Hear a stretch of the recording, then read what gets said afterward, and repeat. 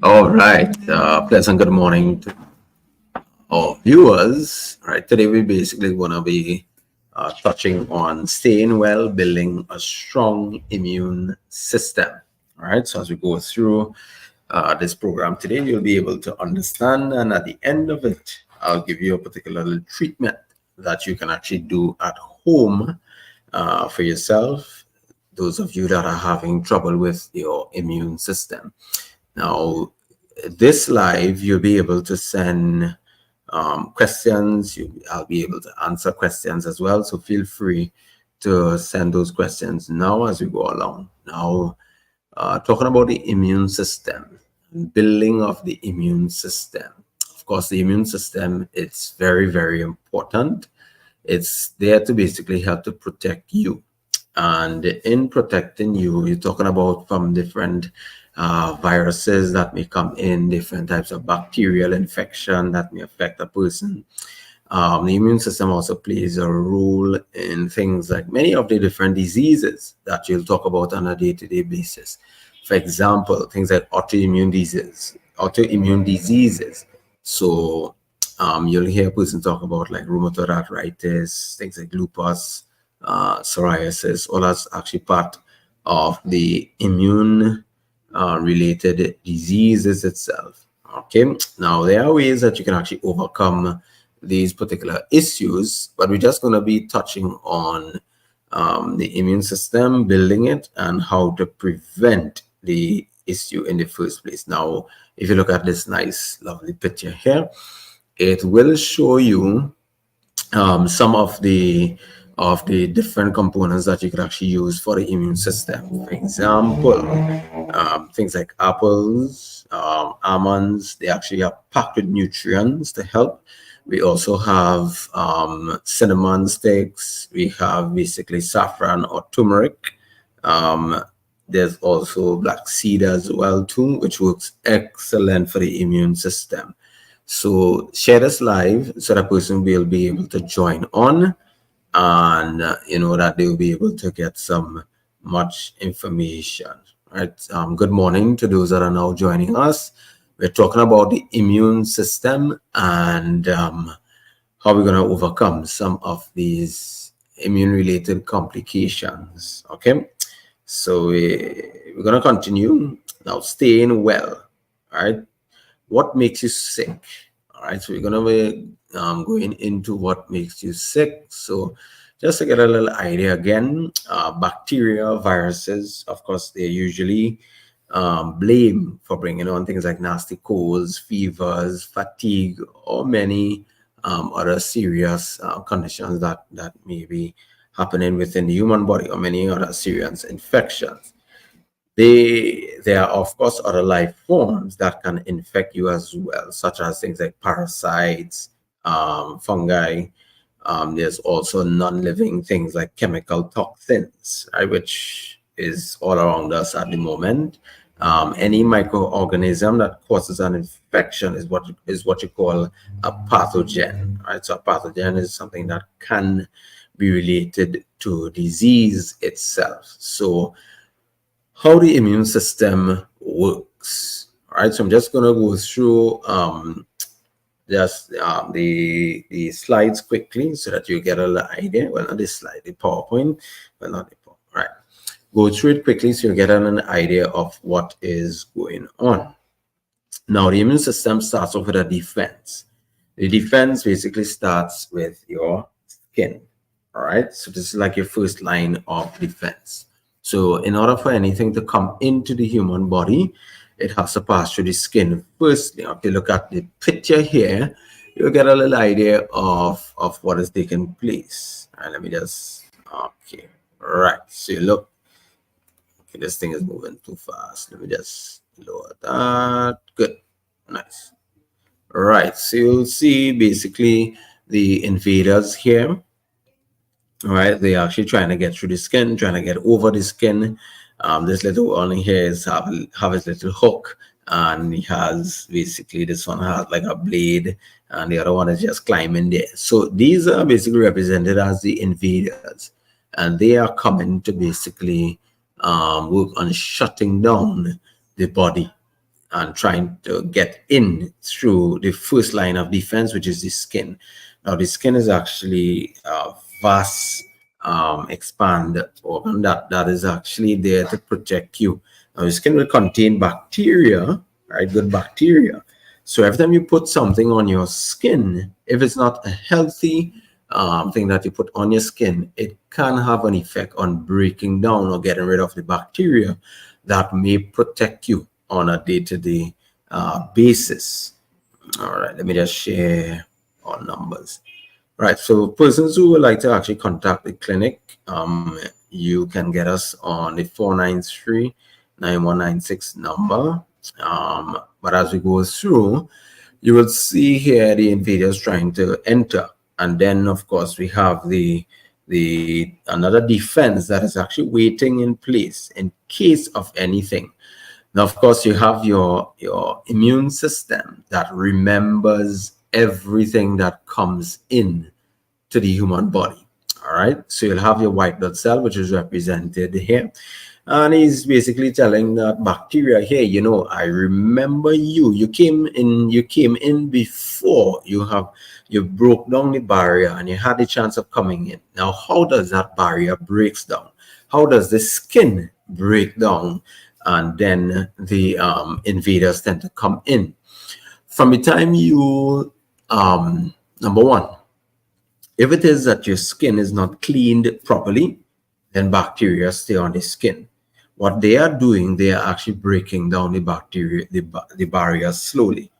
So bathing is actually very important to taking care of the health of the skin, or to keep that defense line up. Another thing as well too, you're looking at anything that you put on the skin, if it's something that is healthy. So that's why I always recommend healthy stuff to put on the skin. So things like maybe olive oil or coconut oil, which are healthier for the skin than the different creams that most person will be using.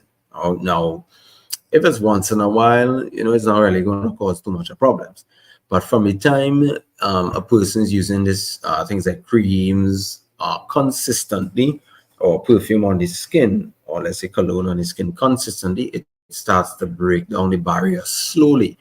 And then after a while, these bacteria comes in, the immune system works on fighting, and after fighting, of course, it remembers that something had entered. So if it comes again, right, that's where they get the concept of vaccines itself. Okay, now we're not going to go into that, but we're just going to look at it. Okay, so what is happening here in this first picture is that the invaders have broken down the barrier. So they enter through the skin. All right, now, of course, the army is ready there and waiting to start that battle. All right, the white blood cells, they're there and waiting. Your leukocytes, your monocytes, your macrophage, they are there waiting to fight so that they will be able to protect you. So as you see, the army actually breaks down, right? The invaders or the enemy broke down the barrier, and breaking down the barrier, they enter now into the body through the skin. From that, the white blood cells that you see in there, they are smart. So what they are doing now, they're actually preparing for war. So they're going to send, they basically sending what you call histamine, right? The histamine actually tend to react. They basically work like, you know, like sending out bullets so that you could actually protect yourself now. Because if somebody comes into your home, you would want to start the protection process right away.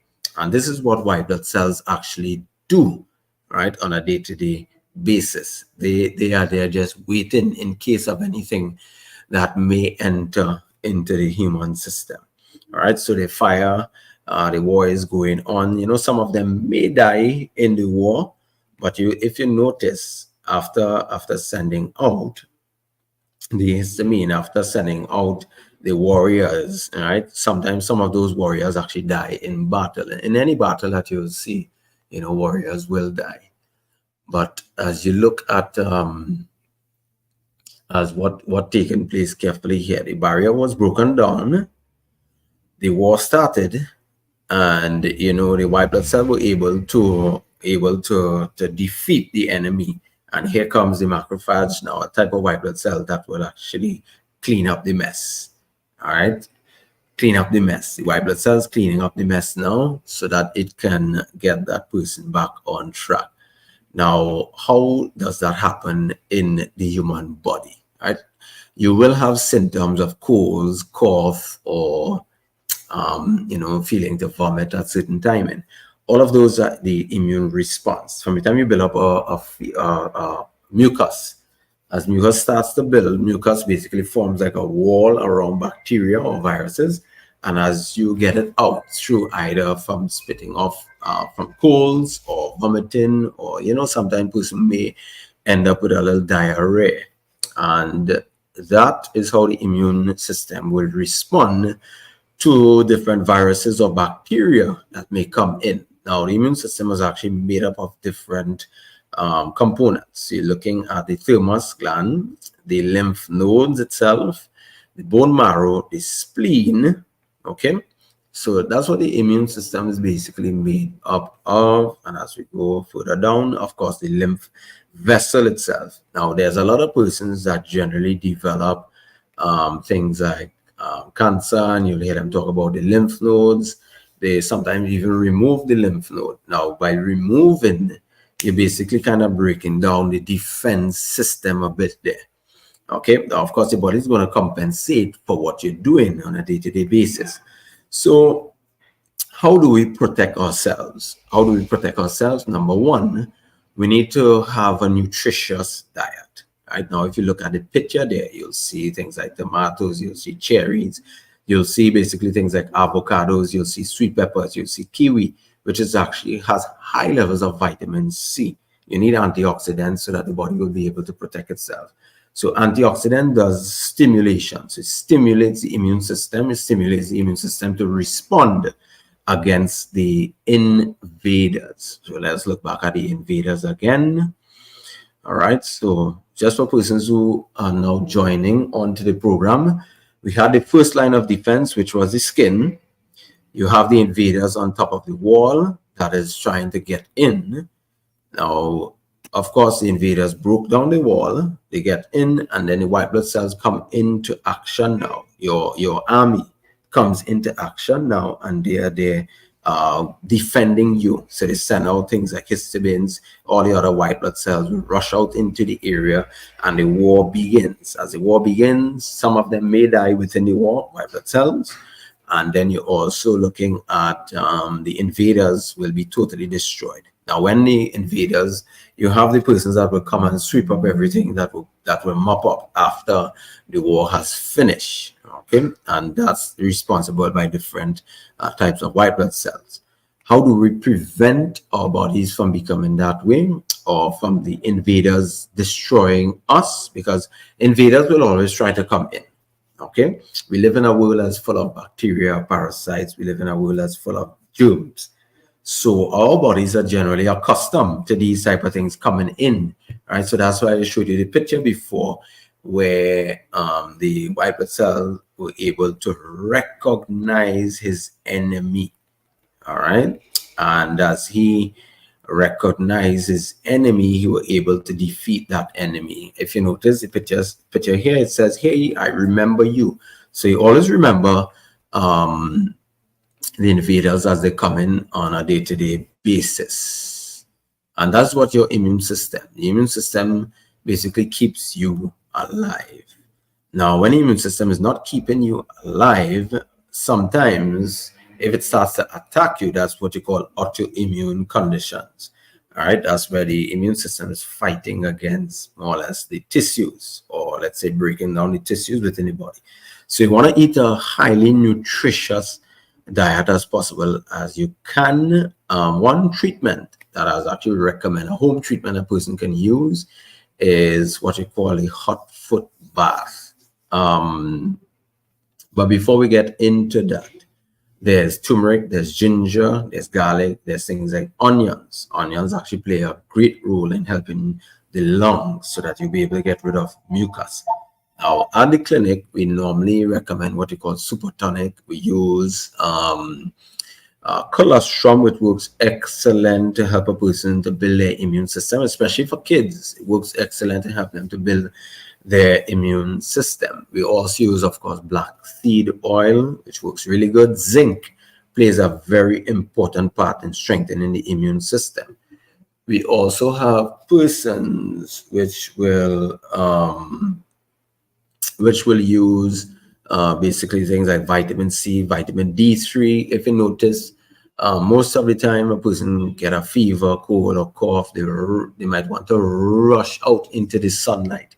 The sunlight has therapeutic effects where if you expose yourself to the heat, when you expose yourself to heat, right, this is where the hot foot bath actually comes in, or even creating like a nice sauna is where we do the Suki bed at the clinic. Creating like a nice sauna. What that does now, as the body heats up, it increases blood flow. Now, when you increase blood flow, what it's doing to the human body, it will increase the flow of white blood cells to rush to the area, to rush to the site, and then automatically the process of healing starts. So from the time the body heats up, so the body does that on a natural basis for you. That's where fever comes. Now, actually, a fever is very important. Without fevers, you cannot clear certain type of viruses or bacteria. You cannot clear them without fevers or heat within the body. I know a lot of persons tend to kind of cool down the heat a bit so that they will be able to tolerate it. But what I would tell you is that if you don't create that, then you're not going to get rid of these pathogens or these bacteria or these viruses that may cause problem to you, that can bring on. So colds, fevers, fatigue, all of those are just ways that the immune system or the body telling you that something is wrong. Right, so I'm going to pause now. If persons would like to ask any particular questions, right, let me know as soon as possible as you can. Feel free to send in some questions now, and then we'll get down into a treatment, a home treatment that I will recommend for persons. Now, you can share this live. You can also come back and watch this program again. Now, it's a very simple program. I'm just try to keep it simple as possible as we can, so that persons will be able to learn, okay, the effects. Right, as you add heat to the body, heat basically stimulates, and as heat stimulates, it gets the nervous system in action. And as the nervous system gets in action, it helps the body to fight off now and then. All of a sudden, colds or cough, they go away. Now, if you're not able to do the hot foot bath, which you'll see why some persons cannot do it, or some persons can do it because that they have to take time when doing it. Okay, let me just go through that quickly as it reached the 19-minute mark here. So a simple treatment that can be done. So of course you need a cold compress. Of course you're using like a rag or towel. You're also gonna get what you call fomentation to the chest. Right now, that one you could wet the towels and wrap it around that person. Okay, and you wrap it around the chest area. Then you're gonna get your hot water. You're gonna basically put it into a little container or basin, a dry towel to put on the ground in case of any leaks. Now, the effect of this is to provide local reflex, to provide local and reflex increase in blood flow through the feet and the entire surface of the body. Generally, if a person has like congestion for like headaches, this is a therapy that I will actually recommend. They put their feet in a bucket of hot water that they can manage, and generally that will relieve congestion in the head itself, right? To relieve chest congestion, to relieve pelvic congestion, the hot foot bath actually works really good to help with that. Let me just show back the picture again so a person will be able to get a little idea. If those of you that are having a cold or cough at this particular timing, this is something that you can actually do to help yourself. And when you finish, you have maybe like a nice little hot soup, and that actually helps the person to get back on track. All right, so God is definitely good with us with this. So this is a simple therapy, and it works excellent to get a person back on track who are dealing with colds or cough or any little congestion itself. Right. So to relieve chest congestion, to relieve pelvic congestion, hot foot bath actually works excellent to help with that. To provide general warming of the body. Okay, to prepare patient for general application of heat, to prepare patient for like tonic procedures, you kind of work on warming the body a bit. All right, to aid things like relaxation and comfort to a person, this is a treatment that actually can be done. To provide local inflammation of the feet, to increase the white blood cell activity. So remember I said before, as you increase heat, blood flow increases, so automatically the viruses tend to cool down when you do that. Right? So indication. So what is this used for? So number one, congestion for things like headaches, passive chest congestion, pelvic congestion. It also includes, right, prostatitis. So men that are having trouble with the prostate and going through prostatitis, meaning inflammation of the prostate, and you're getting a lot of pain or different things like that, this is a therapy that you can actually do to help yourself. Gall or even renal, like colic or nephritis, basically inflammation in the kidney area. If persons have painful abdominal congestion, it can actually be used for that as well. Sometimes you get like little gripes coming on, that this therapy can actually help warm the body to stop actually nosebleed. Right, you can actually do this particular therapy. So it's called a hot foot bath. Right, you could always do some more research into it. You could always go back and watch maybe some YouTube videos that you'll see them how they're doing it live, so that you'll be able to get an idea. Right, so eye pain, eye inflammation, earache, and some person will think, how could from the foot do that? Of course, we're using the cold compress on the head area.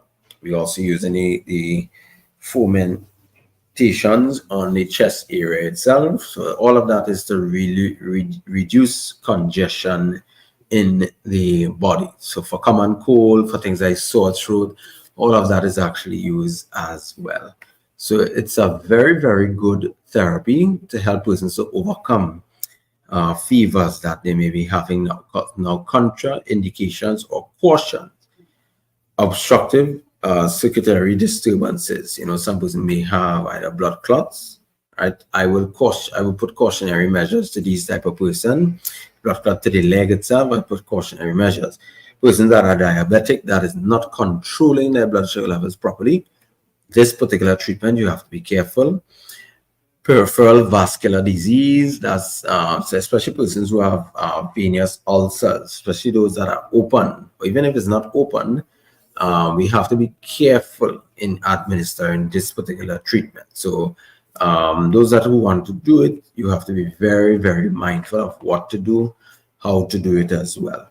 All right, so any condition where circulation in the feet and legs is poor, like extreme vascular disease of the feet and legs, or where there's loss of sensation, feeling in the feet, this particular therapy, you have to be careful of it. If it is that you have this particular problem and you need to bring back sensation to the feet, cayenne pepper, you get a little paper towel or just a nice little cloth, you rest it down like that, straight across, you add your cayenne pepper like that, you sprinkle some, you add a little olive oil to it, so you could actually, cayenne pepper can actually stick, and that you put that under the feet and you wrap it with maybe a cling wrap, and then you could put a sock on that. What that does, it heats up the area, it gets blood to flow to the feet, and then automatically sensation starts coming back. You can leave it overnight. that person who don't have sensation in the feet or who cannot feel, they will start feeling, because that will create heat generally. All right. So this program today is just on the effects of the immune system and just a little simple therapy to help persons to overcome immune related problems. All right. I hope that everyone will be able to look at it again, so that you'll be able to go over the procedures of helping and building the immune system. Foods that weaken the immune system, things like sugar, brown sugar, white sugar, you don't want to use too much of that at all. It will weaken the immune system. Dairy, milk, cheese definitely is going to actually weaken the immune response. So I will take maybe 5 minutes again to get some questions. So if anybody has any questions that they would like to ask, either for you personally, or even if it is for someone else, now is your chance.